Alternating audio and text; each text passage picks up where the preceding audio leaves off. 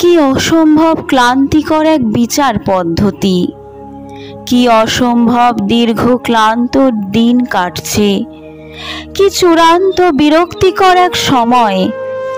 Guitar বাজাচ্ছে নায়িকা, গান চলছে আমার এই দেহখানি তুলে ধরো। সৌরভ গাঙ্গুলির মেয়ে সদ্য ইংল্যান্ড থেকে নেমে ঝরঝরে ইংলিশে জানাচ্ছে, আমি কলকাতায় থাকি না, তবে এখানকার মেয়েদের নিরাপত্তা দরকার।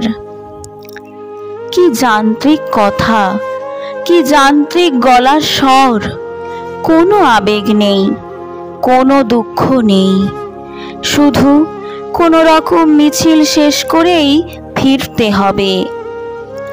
কেউ গোল হয়ে দাঁড়িয়ে এক টানা গেয়ে যাচ্ছে, आजा शाम हुई मुझे तेरी फिकर होने लगी। आवेग छत्रे छत्रे स्कूलेर बाच्चा छेले मेয়েরা দুর্ভাগা সেই মেয়ের জন্য মিছিল করছে হাতে মোবাইল নিয়ে। রিল বানাতে বানাতে জুড়ে দিচ্ছে সেই অমোঘ গান, দেখো আলোয় আলো আকাশ। রিল শেষে বলতে ভুলছে না, আমার চ্যানেলটি সাবস্ক্রাইব করে নেবেন। কপিল সিব্বলের গোটা টিমকে হায়ার করেছে রাজ্য। অভিজ্ঞ বাঘা বাঘা দুধে সব উকিলরা একত্রিত হয়েছেন যাতে একটি রাজ্যে 36 ঘন্টা একটানা ডিউটি করা ক্লান্ত ঘুমন্ত নিজের কর্মক্ষেত্রে একটি মেয়ের খুন হয়ে যাওয়ার দায়ে কোনোভাবেই সেই রাজ্যের সুপ্রিমের ঘাড়ে না পড়ে। কি জানি আগে কোনোদিন এত ক্লান্তিকর এত দীর্ঘ মনে হয়নি জীবনকে, এতটা অসহ্য লাগেনি এই পৃথিবী।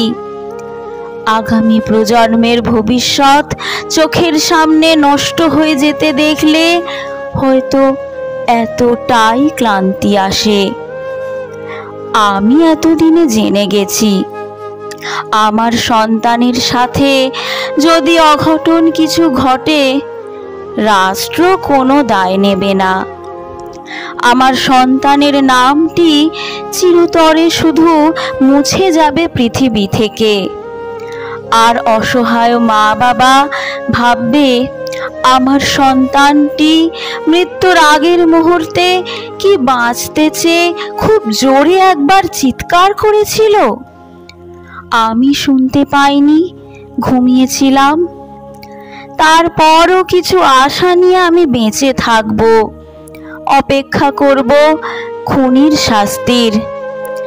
আর মহামান্য আদালত তখন চোখে কাপড় বেঁধে একের পর এক তারিখ দিয়ে যাবে, তারিখ পে তারিখ, তারিখ পে তারিখ, তারিখ পে তারিখ।